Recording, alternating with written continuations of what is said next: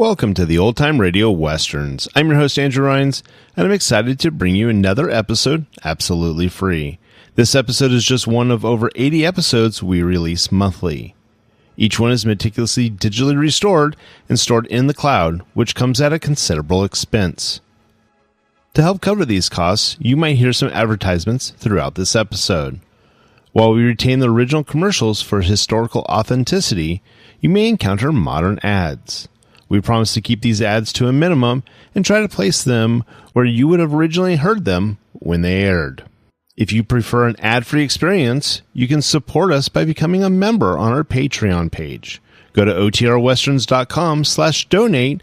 Again, that's otrwesterns.com/donate for more information. I want to emphasize that we're committed to providing this content to you for free, but also want to be transparent about the financial realities of producing these shows.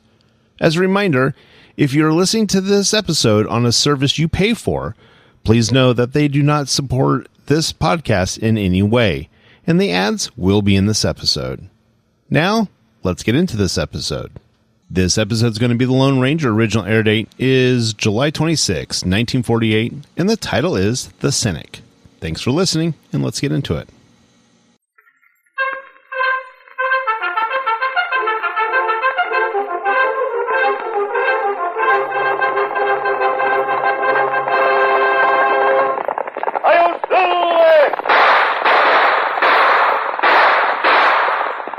Horse with the speed of light, a cloud of dust, and a hearty Hi-Yo Silver, the Lone Ranger.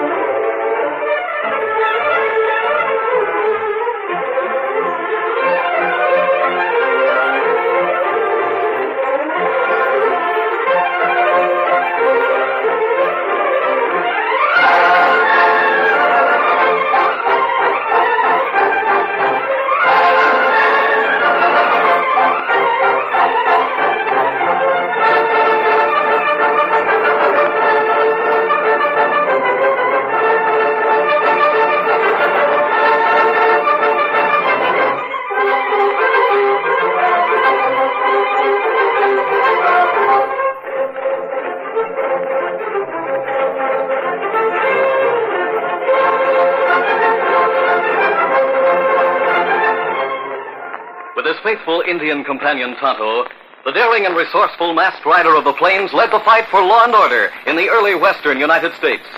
Nowhere in the pages of history can one find a greater champion of justice. Return with us now to those thrilling days of yesteryear. From out of the past come the thundering hoofbeats of the great horse Silver. The Lone Ranger rides again. Come on, Silver. Let's go, big fellow. Hi-yo, Silver. Hi!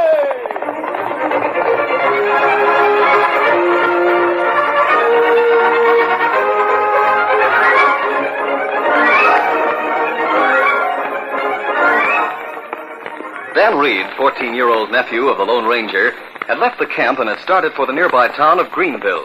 He had pulled his horse Victor down to a walk, and as he neared a bend in the trail, he was startled by a distant scream. Golly, that sounded like a woman screaming. Come on, Victor! As Victor raced around the bend, Dan saw a team hitched to a buckboard racing across the prairie away from the trail. A woman was pulling frantically on the reins. The team's running away. Maybe I can stop them. Come on, Victor. Come on, fella. Help me! Help me, Father! Hang on! Dan remembered the many things the Lone Ranger had taught him, and from Tonto he had learned how to jump from the back of one running horse to another. Giving no thought to the tremendous risk he was taking, the boy raced alongside one of the horses of the team, and gauging the time and distance, he lurched sideways from Victor's back, getting a firm grasp on the collar of the runaway horse. I've got to make it. For a moment, it seemed that the boy was going to slip and fall under the wheels. Then, with an extra surge of strength, he pulled himself to the runaway's back and grasped the line. Oh, hold that. Oh. Easy there. Steady. Easy.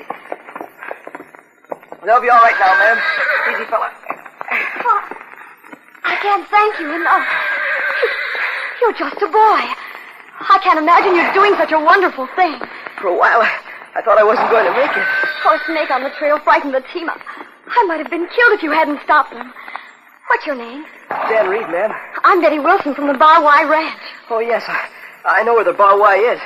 It's a big spread. Oh, my mother and father will want to meet you, Dan. Anyway, I'm a little nervous about driving on alone. I've never driven this particular team before. Will you ride along with me to the ranch? Well, Oh, please do, as a favor to me. I should say, as an added favor after what you've just done. I know Dad will want to reward you. Well, I couldn't take a reward for helping someone like that, Miss Wilson. But I will ride along with you if you're really frightened. Oh, believe me, Dan. I really am. All right, then, I'll go. Here, Victor. Oh, what a gorgeous horse. I'm very proud of Victor. Steady, fella. Shall we go now, ma'am? All right. Get up there. Come on, Victor.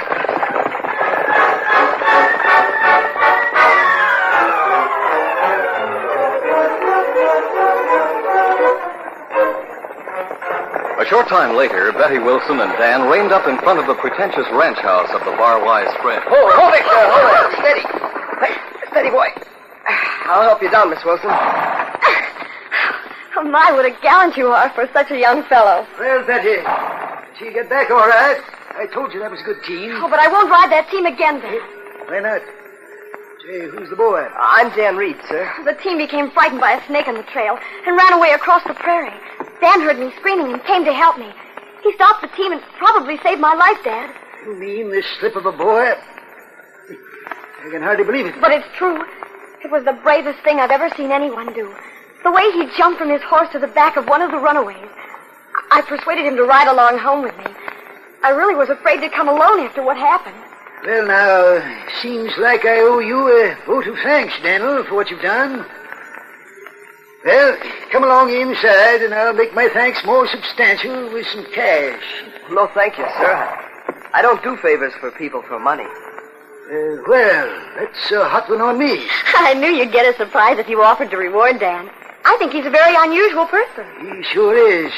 Most folks I know won't make a move unless they know they get paid for it, no matter what it is. Oh, Dad, you know that isn't so. Oh, yes, it is, too. There's your mother on the porch. I wanted to meet up with this youngster. Martha, come down here a minute. What do you think, Dad? Who is the boy? Meet up with Dan Reed. This is my wife, Daniel. How do you do, ma'am? How are you, Dan? Betty tells me this young maverick stopped the runaway team and saved her life, like as not. Betty, are you all right? Of course I am. Thanks to Dan. I just want you to meet someone who did something for a Wilson and then refuses to take money for what he's done. Just such a thing to say. You think that's all people think about. I'm glad Dan's able to prove to you that some people don't do things just for money. I guess Daniel's an unusual kind of person, then. I'll still keep counting on money instead of people's kind hearts to pull me and the Bar Y through. Yes, so will you stay to supper, Daniel? No, thank you, Mr. Wilson. I have to get back. My friends will be waiting for me. I hope you'll come back to see us, Dan. Oh, yes, Dan, do. And you make it real soon. Thank you, ma'am. I'd better go now. I have to go to town for a few supplies. Easy, fella, steady. I'll see you all again soon. Goodbye, sir. Bye, Dan. Bye. Come on, Victor.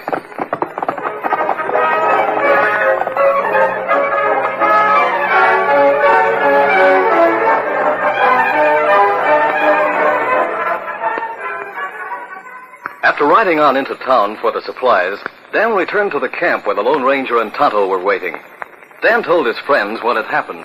That was a very risky thing you did, Dan, but I'm proud of you. Dan, plenty brave, Kimasabi. Well, I didn't think of what might happen. I just knew somebody needed help, and I did what I could. I see.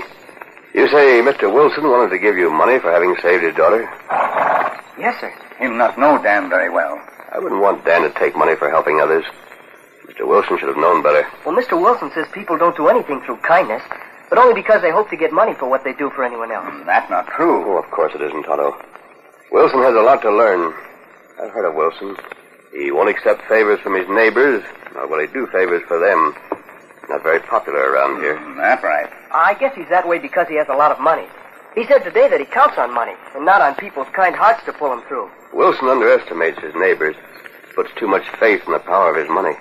Someday he'll learn his lesson, Dan. Oh, his daughter Betty and Mrs. Wilson aren't like that. I like them both. I'm glad to hear they're not like Wilson. His attitude keeps him from having many friends. That's right. Wilson's foreclosed on a lot of the small ranches surrounding his land. Has bought up some of the other places. He'd like to own the Triple X ranch south of his spread. But so far, Jed Willis won't sell out. Wilson already has plenty of land, cattle. Yes, I know. Well, let's start supper. It's almost sundown. Later, we'll ride over near the Bar Y spread and show Dan just how big it is.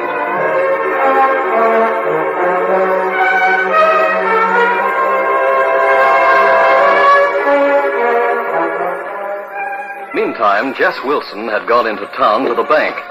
He returned to the Bar Y and entered the ranch house. Well, Jess, I see you got back in plenty of time for supper. What's in the bag you have? Cash, Martha. Lots of it. $60,000 in cash that I just brought from the bank. Oh, Dad, why did you bring so much money home? It's too risky to have it around. It won't be around long, Betty. I think I got Jed Willis where I can make him come to terms. He needs cash. The bank turned him down on a loan. He's already in too deep. You mean you're going to lend Mr. Willis the money? Not on your life.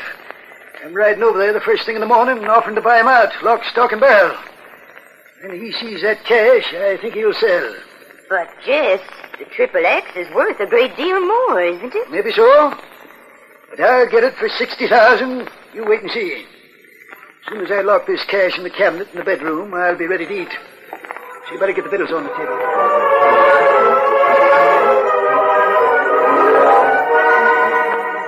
Later that evening, Jess Wilson rose from the supper table and spoke to his wife. Martha, I want you to come with me in the buckboard for a little while. Where are we going, Jess? It's still light enough to see, and I want to take you over and show you how getting a Triple X spread will give us the biggest stretch of rangeland hereabouts. You haven't bought it yet, Dad. Why don't you wait and show Mother the land after Mr. Willis agrees to sell it to you? Nope. I want to go look at it now. Get your bonnet on, Martha, and hustle up before it gets too dark for us to see much, huh? Just as you say, Jess.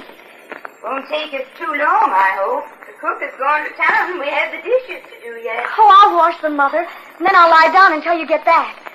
I don't like being alone in the ranch house with all that money here, though. Now, don't go to worrying, Betty. Nobody but the bank and you and your mother know about it. Are you ready, Martha? Yes, Jess. I'm all ready. Come on, then. It won't take me a jiffy to get the horses hitched. See you later, Betty.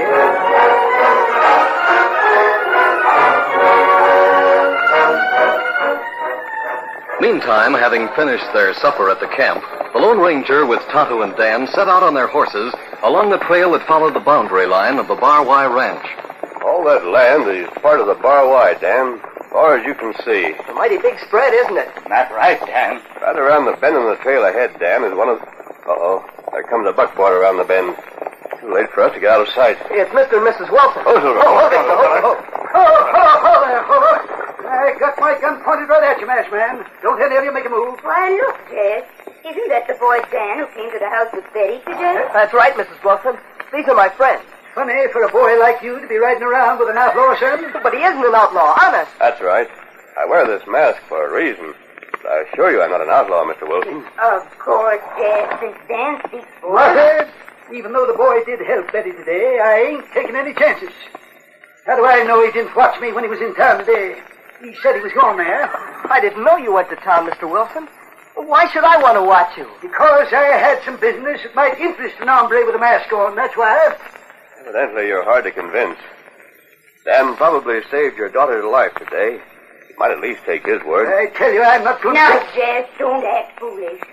I'm sure Dan's friends are all right. Thank you, Mrs. Wilson. Well, maybe I am a bit hasty, but mark my words, mister. If I find you snooping around our ranch house, it won't go well with you.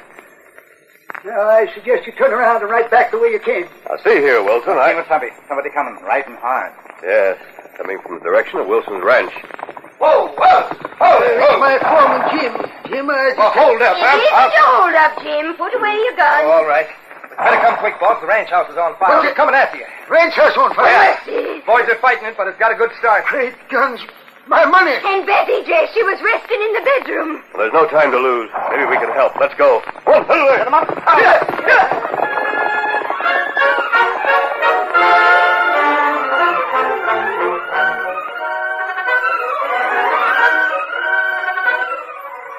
The curtain falls on the first act of our Lone Ranger story. Before the next exciting scenes, please permit us to pause for just a few moments.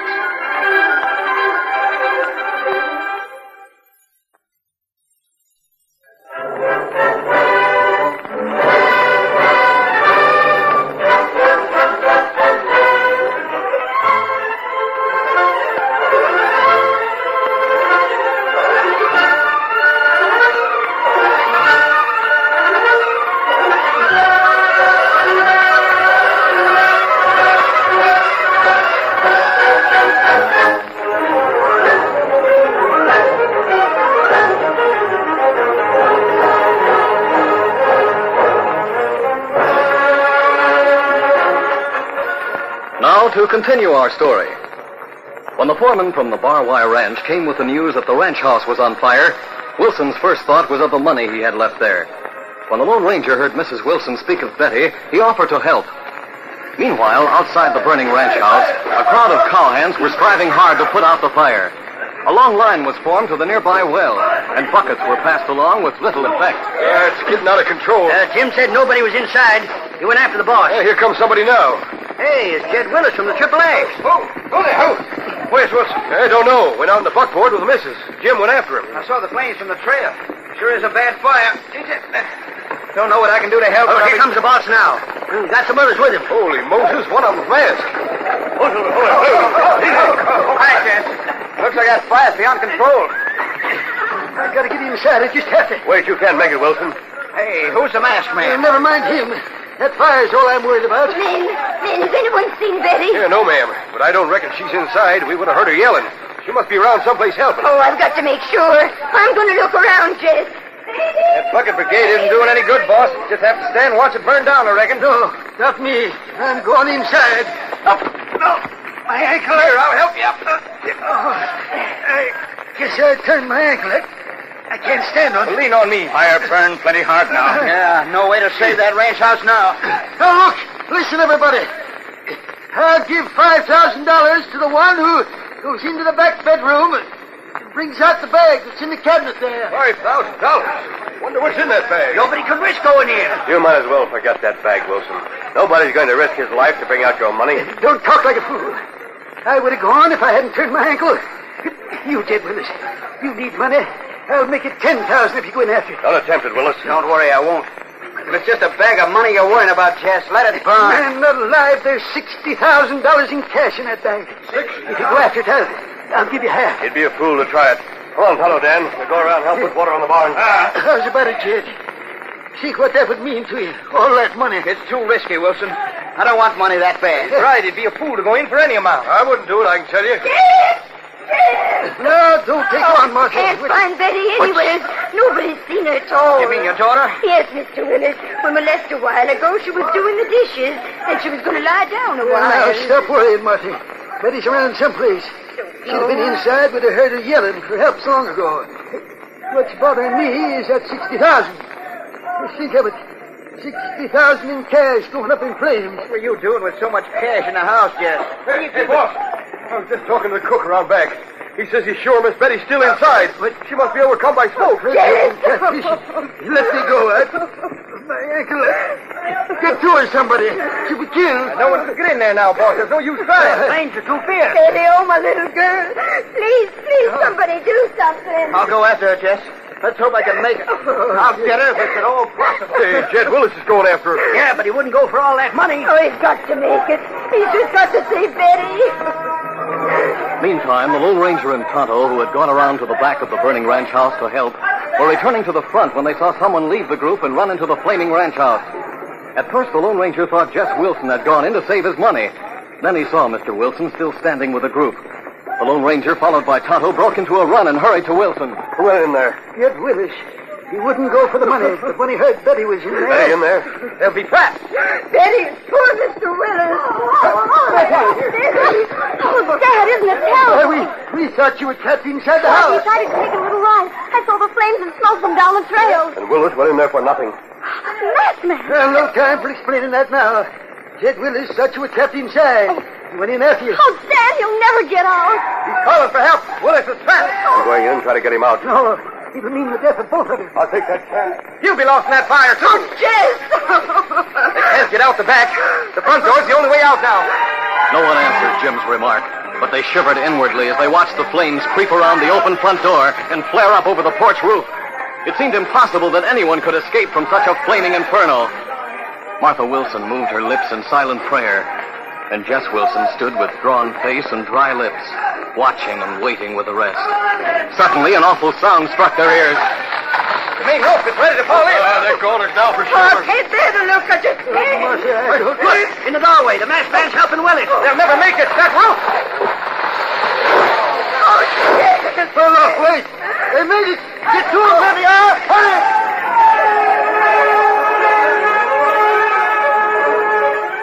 A few minutes later, with the aid of many helping hands, the Lone Ranger carried the limp form of Jed Willis to a safe place and set him on the ground.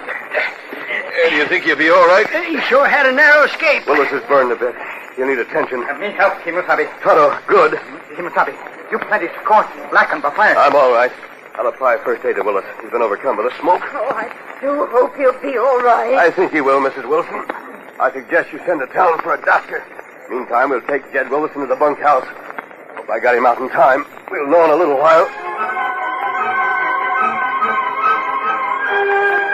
While the Lone Ranger worked unceasingly over the unconscious man, Jim was sent hurriedly to town to bring a doctor. Jess Wilson moved a little apart from the others and stood watching. From the expression on his face, no one could tell the thoughts that went through his mind. He remembered how that morning Dan Reed had risked his life to save Betty. And as he thought of the way he had spoken to the boy about it, he felt a strange touch of shame. Then his thoughts went to the money, $60,000 in cash, that was going up in smoke inside the burning ranch house. Yet neither Jed Willis nor the masked man had given it a thought. And this fact was beginning to open Wilson's eyes. He edged away from the others and sought out Dan Reed, who stood a short distance away.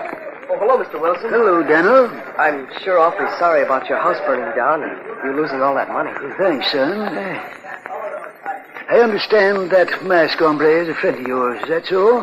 Yes, sir. He did a mighty brave thing to go in after Jed like that. Mr. Willis was brave, too. He went in thinking your daughter was inside. I know. I tried to get him to go after all that cash, but he wouldn't do it. Then when he thought Betty was in there... Risking your life for money is one thing, sir.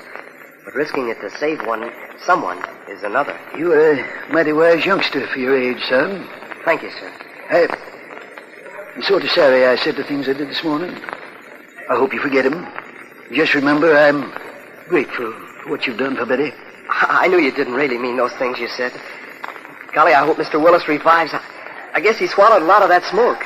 He's just got to revive, Dan. If you don't, I'll have a lot to think about the rest of my life. Yes, sir, I'm hoping mighty strong that your friend's efforts are going to bring him around.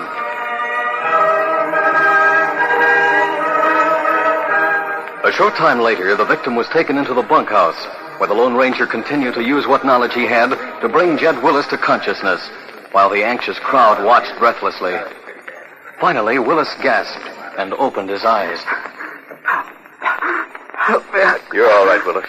You're safe now. Oh, thank heaven he's come to. But daughter Betty, I couldn't find her in there. The girl wasn't in there at all, Willis. I told the cook I was going to lie down, Dad, and then I changed my mind suddenly and left the house for a short ride. No, it's all right, Betty. Here's the doctor. Well, Jed Willis, looks like you and this man here tried to get yourselves burned up. I'm all right, Doctor. But Jed Willis needs attention. He's just regained consciousness. I see. Well, those minor burns can be fixed all right. This masked man has been working over Willis since he was brought out unconscious. Yes, Doctor. And the masked man is the one who went in after Jed Willis. I see. But it was his first aid that saved Jed's life after he was brought out of the fire. We know that. I'm all right now. I sure thought I was gone, though, when I got in that burning house and started hunting for Betty. My foot got caught. And if it hadn't been for this masked man... Even though I wasn't in the house, Mr. Willis, the fact that you thought I was and went in to save me is something I'll always remember. Yes. If the stranger hadn't saved you, Jed, I'd never gotten over it. What I can't figure out, Jed, is why you refused to go in when you could have had half of that $60,000 that got burned up. But when you were told Betty was inside, you didn't hesitate to go in. I should think that would teach you a lesson, Wilson. Jed Willis refused to risk his life for money, as you would have done. But he didn't hesitate to risk it in an effort to save your daughter. Yes, that's right. If Betty had been in there and hadn't been saved, all the money in the world wouldn't have made up for it. And I'd feel the same way about it if you had perished in there, Jed. Yes, I guess that's right, Martha. I had the wrong slant on things, I guess. And on people. I'm glad you realize it. Come, Tonto. Dan's waiting outside. We'll get back to camp. Me come. On the way out here, Jim told me about Jed thinking that Betty was in the burning house and rushing in to save her. He told me how the masked man went in and saved Jed. You know, Doc, between him and Jed Willis, they taught me a lot. It was an expensive lesson, boss. You not only lost the ranch house, but that $60,000 in cash, too. It could have been worse, Jim. Jed, I'm not going to offer you money for what you did. No more than I would the masked man. But any time you need a loan, or I can do anything, just let me know. Thanks, Chester. I'll remember that. Oh, Dad, I'm so glad you found out how wrong you were. You spoke of Dan's friend, the masked man. Now it's easy to see why that boy did what he did this afternoon, and the way he acted about it. He had a fine example to follow. Sure did. I found out a few things about that masked hombre. You see, knowing what I know now, I'd expect him to do what he did. Because he's the Lone Ranger.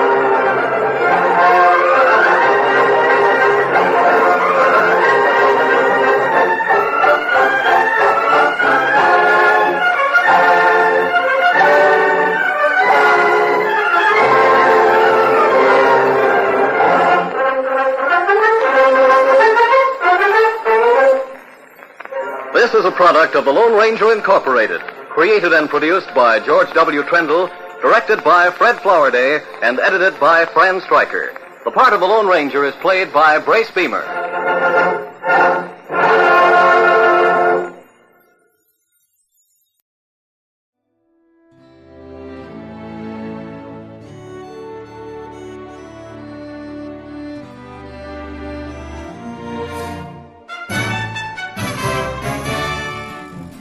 This has been a presentation of OTRWesterns.com, and we hope you enjoyed. Please take some time to like and rate our shows in your favorite podcast application. Follow us on Facebook by going to OTRWesterns.com/Facebook. Subscribe to our YouTube channel by going to OTRWesterns.com/YouTube. And send us an email, podcast@OTRWesterns.com. You can call and leave us a voicemail, 707-986-8739. This episode is copyright under the attribution non-commercial share alike copyright. For more information, go to otrwesterns.com/copyright.